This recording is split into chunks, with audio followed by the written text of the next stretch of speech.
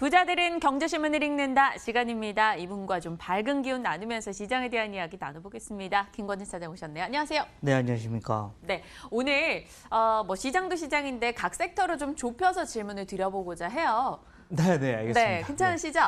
네, 도전. 네. 첫 번째 이슈 도전할까 열어볼게요. 증권업종입니다. 대신증권에서 증권업을 이제 돌아보자. 비중을 확대해야 한다. 2분기 IB 부문 대다수 증권사가 실적이 너무나 좋았다라고 얘기합니다. 최선호주 대신증권에서 미래에셋 대우를 제시했고요. 그리고 한국투자증권이 축하드려요, 차장님. 차장님 회사가 상반기 영업이익 증권업계 1위를 기록했다는 소식도 들려왔습니다. 그래서 하이투자증권은 실적 좋을 거야. 한국금융지주 사자 3분기 사상 최고이익이 기대된다. 이렇게 의견을 줬습니다. 최선호주 골라주세요 하면 차장님 회사 눈치 보지 말고 골라주세요. 네, 저는 최선호주 한국투자증권 얘기합니다. 항상 그래, 한국금융지주 얘기 항상 드립니다. 네.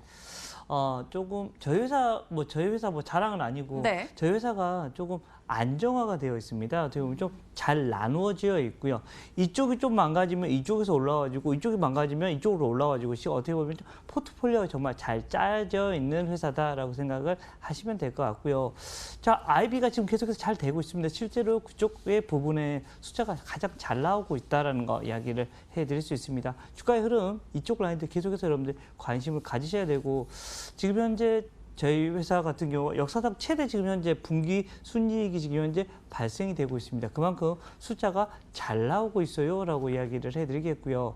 우리가 이번 문재인 정부 들어와서 금융사들이 다들 어쨌냐면 주가가 안 좋았습니다. 네. 대부분 대표적인 게 바로 은행 실적 아무리 잘 나와봤자 주가 계속해서 곤두박질 치고 있습니다. 보험, 좀 당황스럽다라는 거. 그리고 보험사, 이런 손보, 생보 다 주가가 안 좋습니다. 근데 증권은 조금은 다르게 어떻게 보면 거래가 되고 있고요. 실제 숫자에서도 어떻게 보면 좀 밀리지 않습니다. 예전에는 첨스타식으로 계속해서 브로커리지 이런 수익만 계속해서 우리가 기대를 했었는데 이제는 그거보다는 이런 다른 쪽의 수익이 훨씬 더 크다라는 거 이야기를 해드리겠고요. 거래가 막 터져서 물론 잘 나오면 좋지. 근데 그것뿐만 아니라 이미 다른 쪽으로 체증 개선이 되어 있다라고 생각하시면 될 것 같고요. 금융업 본다면 증권업 보는 게 맞다라는 얘기를 드리겠습니다.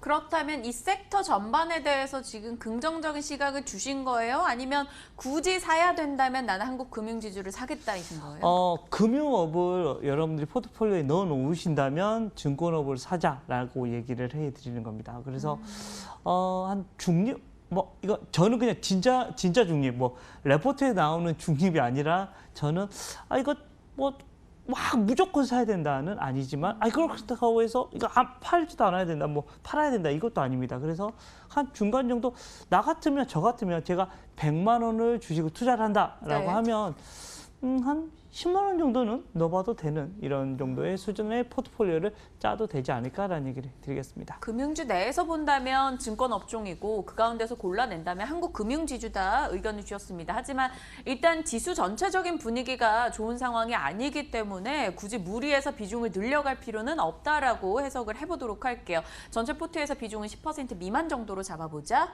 의견 주셨습니다. 첫 번째 섹터였고요. 두 번째 섹터 도전과제 볼까요?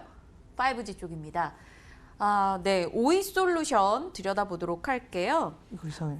네, 지금 다시 넘겨볼게요. 5G 장기 사이클의 선두주자가 될 수 있을 것인가 그에 네네네. 대한 기대를 좀 갖고 있습니다. 오늘 긍정적인 리포트가 또 나왔더라고요. 유진투자증권에서 3분기 창립 이래 최대 실적이 기대된다. 7월 말 수주잔액이 470억 원 정도.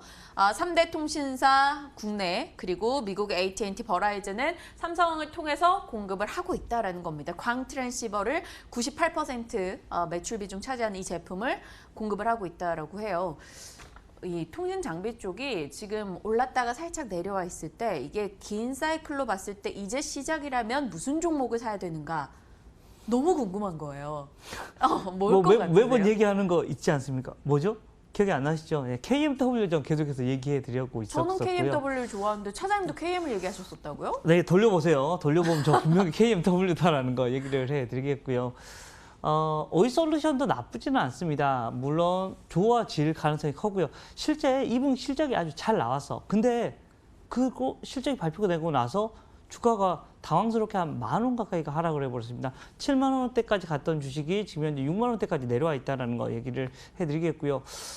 최근에 한 2, 3일간의 수급이 좀 당황스러워지고 있습니다. 이거 아닌데 왜 이렇게 되지? 라는 생각을 많이 해보고 있고요. 근데 아마도 어떤 한쪽에서 수급이 좀 많이 지금 현재 청산이 되고 있는 느낌이 나오고 있습니다. 그래서 이것만 지나면 아무렇지도 않게 다시 올라가기 할 거다라는 거 얘기를 해드리겠고요.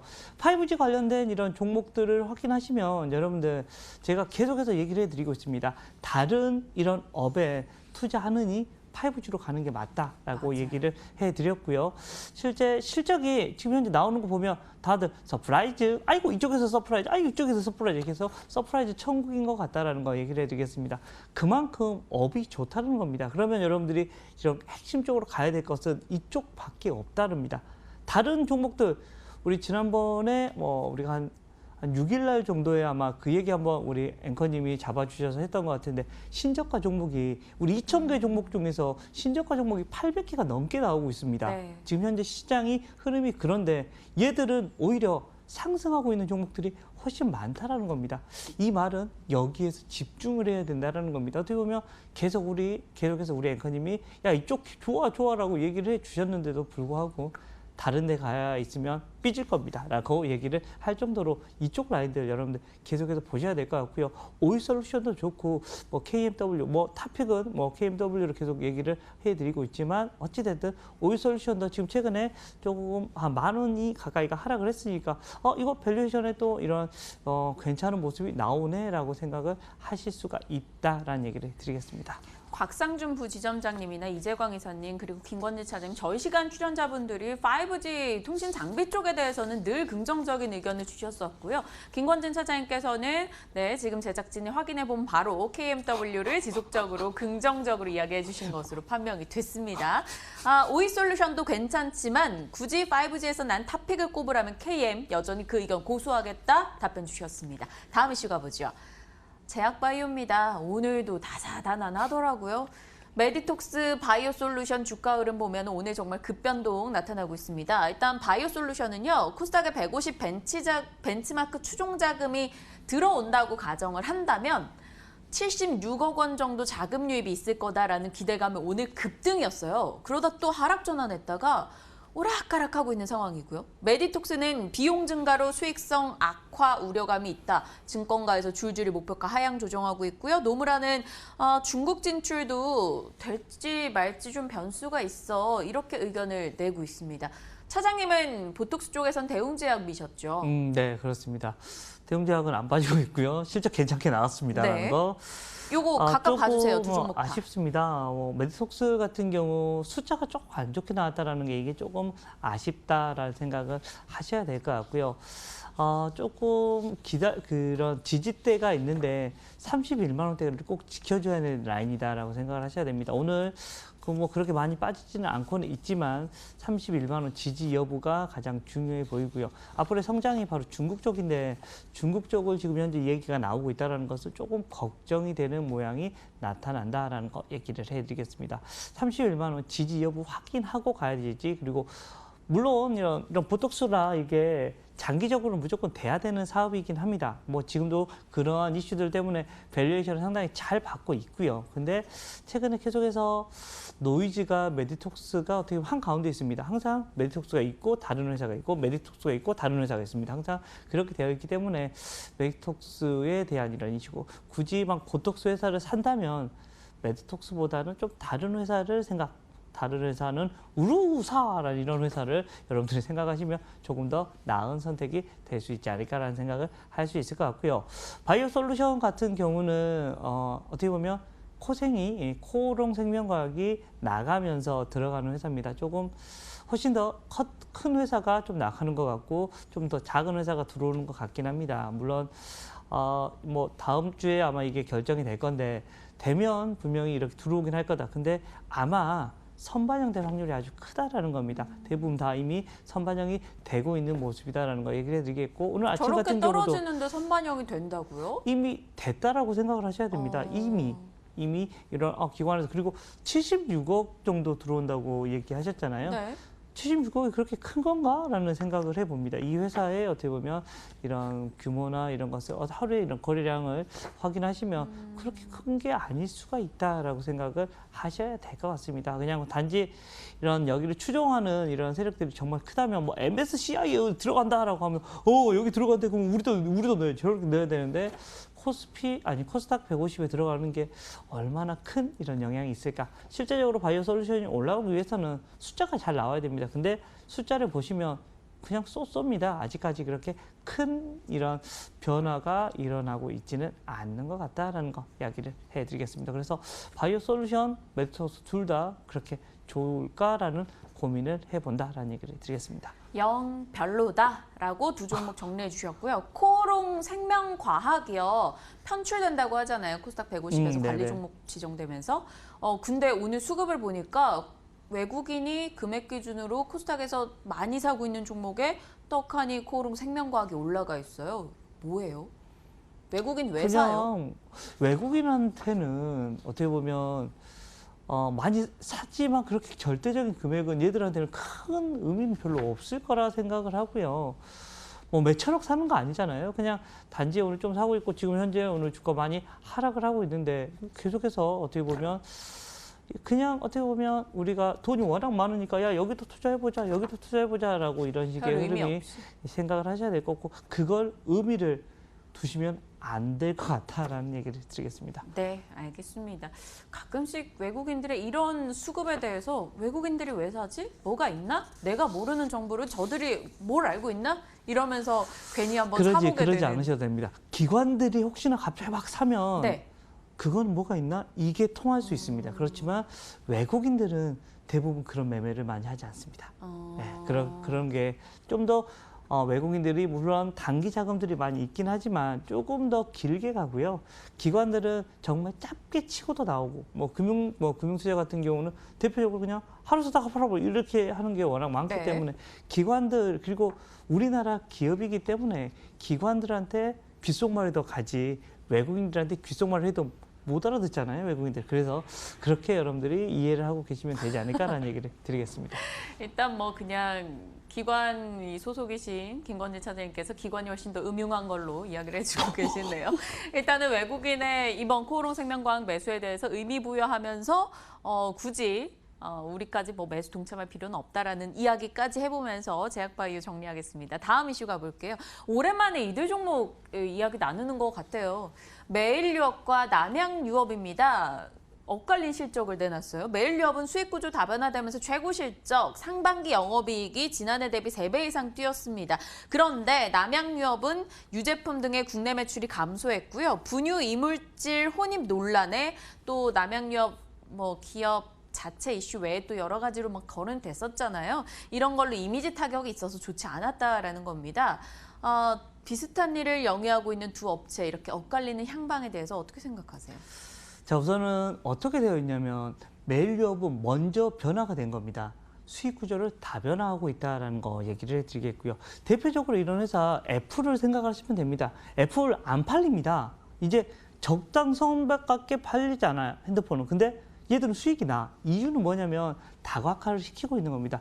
매일유업이 지금 현재 이러한 것을 아주 컵커피나 이런 것들을 잘 하고 있더라고요. 실제로 어른용 분유도 잘 팔리는데요. 실제로 그래요? 네. 제가 먹어본 적은 없어서 어찌됐든 분유 같은 경우도 잘 팔린다고 하고요. 실제 매일유업 같은 경우가 수익의 다각화를 많이 이루어내고 있는 회사다라고 생각을 하시면 될 것 같습니다. 오늘 급등이 하는 모습이 나오고 있는데 한 번 정도 더 움직여 줄 수 있을 것 같고요. 숫자가 아주 잘 나왔습니다. 이게 근데 2분기로 마무리가 될 것 같지 않습니다. 아마 3분기 때도 이어질 수 있을 것 같다라고 생각을 하시면 될 것 같고요.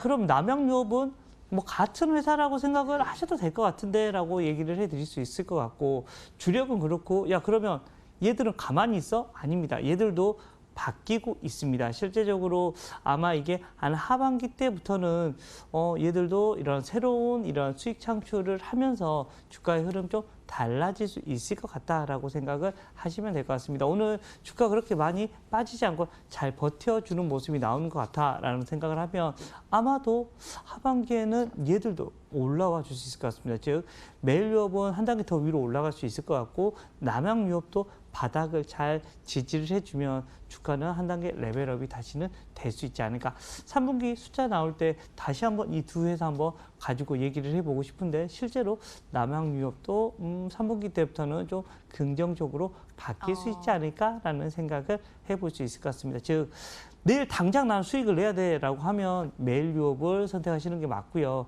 나는 좀 길게 봐도 돼라고 하시면 남양 유업을 선택하시는 게 맞다라는 얘기를 드리겠습니다. 두 종목 다에 대해서 좀 내가 투자 기간을 어느 정도 잡고 가느냐에 따라 달리 전략을 주셨습니다. 일단은 변화 긍정적으로 포착이 되고 있는 만큼 시각에 대해서는 상당히 좋게 의견 주셨네요. 오늘 다양한 종목군 이야기 나눠봤는데 하나만 더 여쭤봐도 될까요? 네.